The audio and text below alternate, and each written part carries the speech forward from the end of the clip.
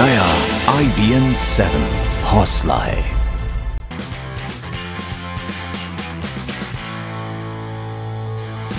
स्वागत है आपका।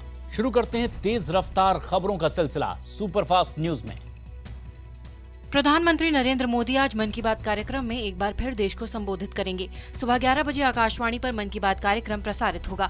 माना जा रहा है कि सरकार के 1 साल पूरा होने के मौके पर पीएम इस बार अपनी सरकार की उपलब्धियों पर लोगों से बात करेंगे। पिछली बार 26 अप्रैल के कार्यक्रम में पीएम मोदी ने नेपाल भूकंप त्रासदी पर शोक जताया था और नेपाल को हर संभव मदद का भरोसा दिया था। ये कार्यक्रम आकाशवाणी के पूरे नेटवर्क से प्रसारित किया जाएगा, जिसमें आकाशवाणी के सभी FM चैनल और विविध भारती केंद्र भी शामिल है। रात 8 बजे क्षेत्रीय भाषाओं में भी ये कार्यक्रम प्रसारित किया जाएगा। प्रधानमंत्री मोदी आज 8वीं बार मन की बात कार्यक्रम के जरिए देश की जनता से अपने विचार साझा करेंगे। सबसे पहले पीएम ने 3 अक्टूबर 2014 को रेडियो के जरिए लोगों तक अपनी बात पहुंचाई थी।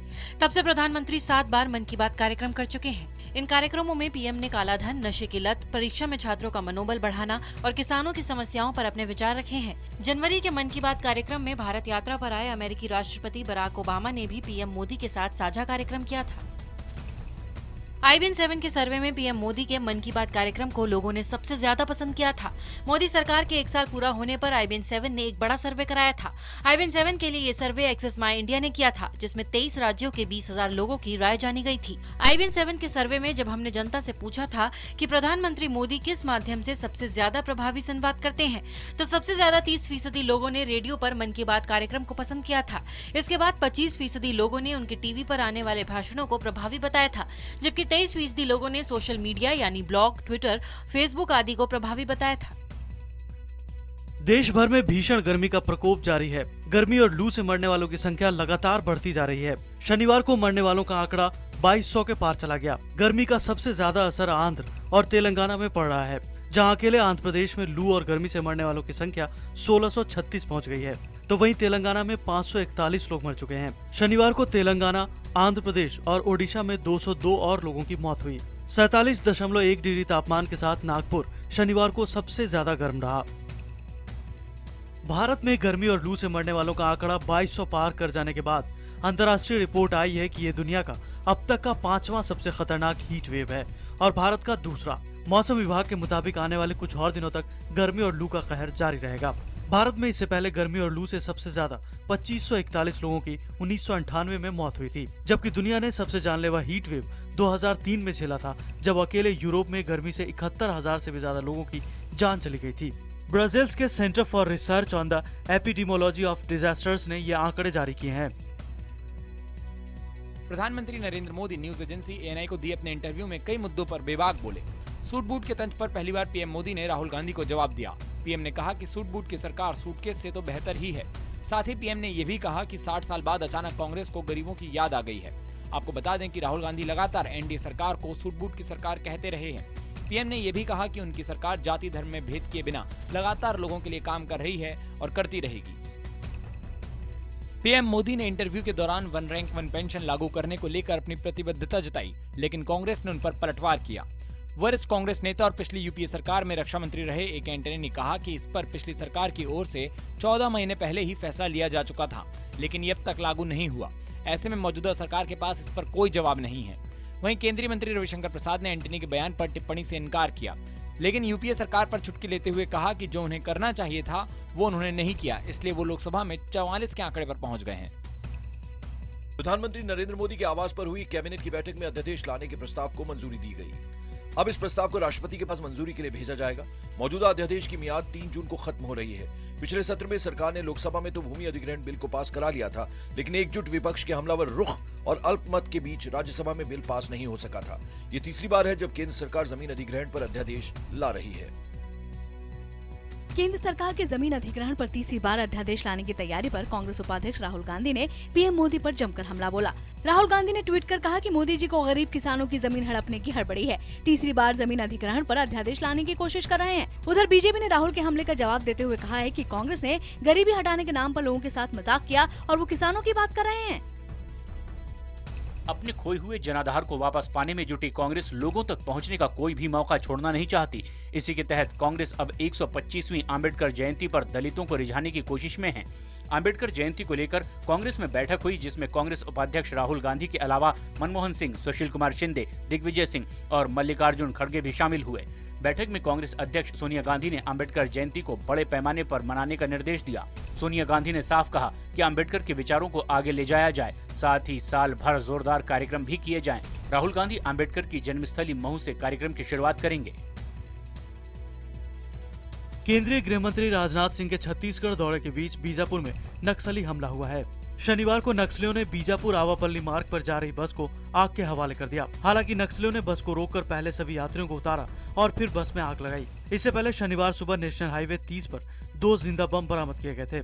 हमलों के चलते सुरक्षा एजेंसियों ने गृह मंत्री के दौरे के प्लान में बदलाव किया है। बता दें कि राजनाथ सिंह 2 दिन के छत्तीसगढ़ के दौरे पर हैं। आज वो सुकमा और दंतेवाड़ा का दौरा करेंगे, साथ ही सीआरपीएफ कैंप में जवानों से मुलाकात भी करेंगे। इससे पहले कल राजनाथ सिंह ने नया रायपुर में पुलिस हेडक्वार्टर्स की नई बिल्डिंग का उद्घाटन किया था। टीवी पर मैगी का प्रचार करके इसे सेहतमंद बताने वाली बॉलीवुड हस्तियों की मुश्किलें बढ़ गई है। बाराबंकी के जनपद न्यायालय में अमिताभ बच्चन, अभिनेत्री माधुरी दीक्षित और प्रीति जिंटा के खिलाफ 420, 272, 273 और 109 जैसी गंभीर धाराओं के तहत केस दर्ज किया गया है। शिकायत दर्ज करवाने वाले संतोष सिंह के मुताबिक एक जहरीले पदार्थ को अपने निजी लाभ के लिए सेहतमंद बताकर दुष्प्रचार करना अपराध है। गौरतलब है कि बाराबंकी में जांच के दौरान मैगी में सेहत के लिए नुकसानदायक तत्व सीसा और ग्लूटामेट बेहद खतरनाक स्तर पर पाए गए थे। इससे पहले बाराबंकी में मैगी बनाने वाली कंपनी नेस्ले के खिलाफ भी एसीजीएम कोर्ट ने सीआरपीसी की धारा 200 के तहत केस दर्ज किया था। उत्तराखंड में आई आपदा में सरकारी इंतजामों में हुए घोटालों पर मुख्यमंत्री हरीश रावत ने जांच का ऐलान किया। सीएम हरीश रावत ने कहा कि मुख्य सचिव को जांच के लिए नियुक्त कर दिया गया है। मामले में कड़ी कार्रवाई का भरोसा देते हुए हरीश रावत ने कहा कि दोषियों को बख्शा नहीं जाएगा। इससे पहले तत्कालीन मुख्यमंत्री विजय बहुगुणा ने बचाव करते हुए कहा था कि आपदा के दौरान अधिकारियों ने शानदार काम किया, अगर गड़बड़ी हुई है तो सरकार जांच करा सकती है। कश्मीर में मोबाइल टावर लगातार आतंकियों के निशाने पर है। शनिवार को हंडवारा में लगातार 2 आतंकी हमले हुए। पहला हमला पुलिस चौकी पर हुआ, जिसके 1 घंटे के अंदर ही मोबाइल टावर पर दूसरा ग्रेनेड हमला किया गया। वहीं आतंकी संगठन लश्कर-ए-इस्लाम ने घाटी में टेलीफोन सुविधा बंद करने की धमकी देते हुए सिर्फ 1 दिन की मोहलत दी है। धमकी और हमलों से इलाके के लोग इतने खौफजदा हैं कि सोपोर में पिछले 2 हफ्तों से सभी मोबाइल कंपनियों ने अपने शोरूम और आउटलेट बंद किए हुए हैं। वहीं 95% मोबाइल टावर बंद पड़े हैं। इससे पहले सोपोर में मोबाइल टावरों के लिए अपनी जमीन देने वाले लोगों पर हुए हमले में 2 लोगों की मौत हो चुकी है। शुक्रवार को लश्कर-ए-इस्लाम ने पोस्टर्स लगाकर पूरी घाटी में मोबाइल सेवाएं बंद करने की धमकी दी थी। एसी क्लास के किराए में आधा फीसदी की बढ़ोतरी के बाद रेल में एसी का सफर महंगा हो गया है। यात्री ट्रेनों में 1 जून से एसी और प्रथम श्रेणी के किरायों के अलावा माल भाड़े में भी आधा फीसदी की बढ़ोतरी लागू हो जाएगी। नए सर्विस टैक्स के प्रभाव में आने से ये बढ़ोतरी की गई है। पहले सर्विस टैक्स 3.7% था, जो अब 4.2% हो गया है। रेलवे ने इससे पहले जून 2014 में सवारी किराए और माल भाड़े में बढ़ोतरी की थी। राजस्थान के नागौर के कुम्हारी गांव के बाहर मरे हुए जानवरों को फेंकने के मामले ने तूल पकड़ लिया है। मामला इतना बढ़ गया कि इलाके में धारा 144 लगा दी गई। दरअसल शनिवार सुबह गांव के बाहर मरे हुए जानवर मिले थे, जिसके बाद लोगों ने विरोध प्रदर्शन शुरू किया। गांव वाले मांग कर रहे थे कि जिस व्यक्ति की जमीन पर मरे हुए जानवर मिले हैं उसे गिरफ्तार किया जाए। मौके पर पहुंची पुलिस को भी लोगों के गुस्से का सामना करना पड़ा। लोगों की मांग पर मृत जानवरों का पोस्टमार्टम भी कराया गया। गांव वालों का कहना है कि ये किसी की साजिश है और इसकी जांच होनी चाहिए कि इतनी बड़ी तादाद में मृत जानवरों को किसने और क्यों डाला। मामले में 20 लोगों को गिरफ्तार किया जा चुका है। मुस्लिम होने की वजह से नौकरी न दिए जाने वाले मुंबई के MBA ग्रेजुएट ज़ीशान खान को नौकरी मिल गई है। उन्हें अदानी समूह में नौकरी मिली है। वो अदानी ग्रुप में मुंबई ऑफिस में बतौर एग्जीक्यूटिव ट्रेनी काम करेंगे। ज़ीशान ने बताया कि धर्म के आधार पर मुंबई की diamond export company Krishna export से नौकरी से इनकार के बाद उन्हें दर्जनों नौकरी के ऑफर मिले, जिसमें अडानी ग्रुप का ऑफर सबसे अच्छा था, इसलिए उन्होंने ये नौकरी ज्वाइन की। हम आपको बता दें कि 19 मई 2015 को MBA छात्र ज़ीशान अली खान ने कृष्णा एक्सपोर्ट्स में मार्केटिंग के पोस्ट के लिए अप्लाई किया था, जिसके जवाब में उन्हें कहा गया कि कंपनी सिर्फ नॉन मुस्लिम को जॉब देती है। ज़ीशान ने कंपनी का वो ईमेल सोशल मीडिया पर डाला, जिसके बाद उसकी जमकर आलोचना हुई। कंपनी के खिलाफ केस तक दर्ज कर दिया गया। मुंबई के पवई इलाके में बीती रात सड़क हादसे में एक शख्स की मौत हो गई है, जबकि इसमें 2 लोग घायल हो गए हैं। हादसा उस वक्त हुआ जब ओवरटेक करने के चक्कर में बाइक सवार ने BMW को टक्कर मार दी। बाइक सवार 2 लोगों में से एक की मौके पर ही मौत हो गई, जबकि एक की हालत गंभीर बनी हुई है। BMW का ड्राइवर हादसे में घायल हो गया है।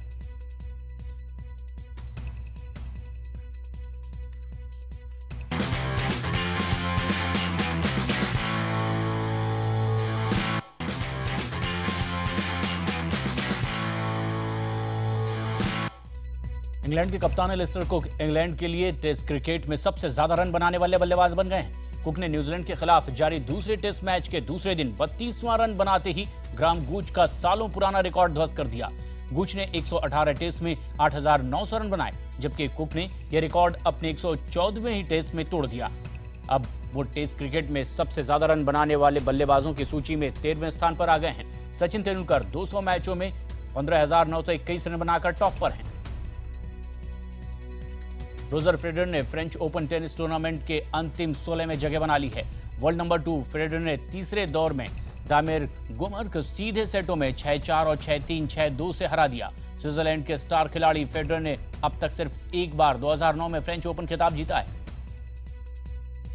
फ्रेंच ओपन के महिला वर्ग में अपना खिताब बचाने उतरी पिछले साल की चैंपियन मारिया शारापोवा ने भी चौथे दौर में जगह बना ली है। शारापोवा ने ऑस्ट्रेलिया की सैम तोसर को सीधे सेटों में 6-3, 6-4 से हरा दिया।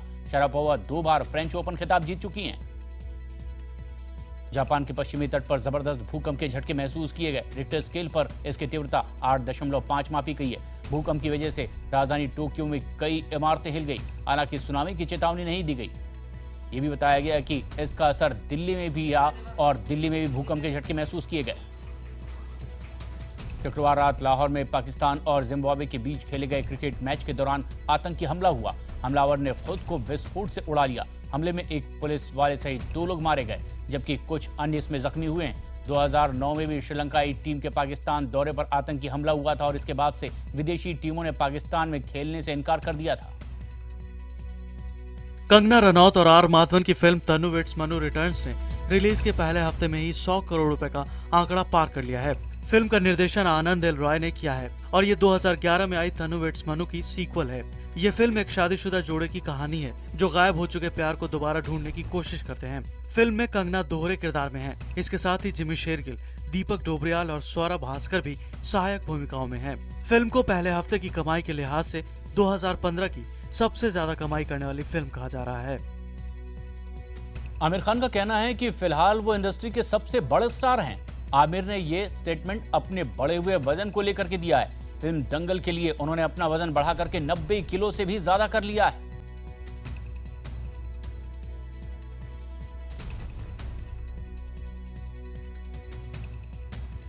आमिर खान ने एक बार फिर चौंकाने वाला बयान दिया है। उन्होंने खुद को इंडस्ट्री का सबसे बड़ा स्टार बताया है।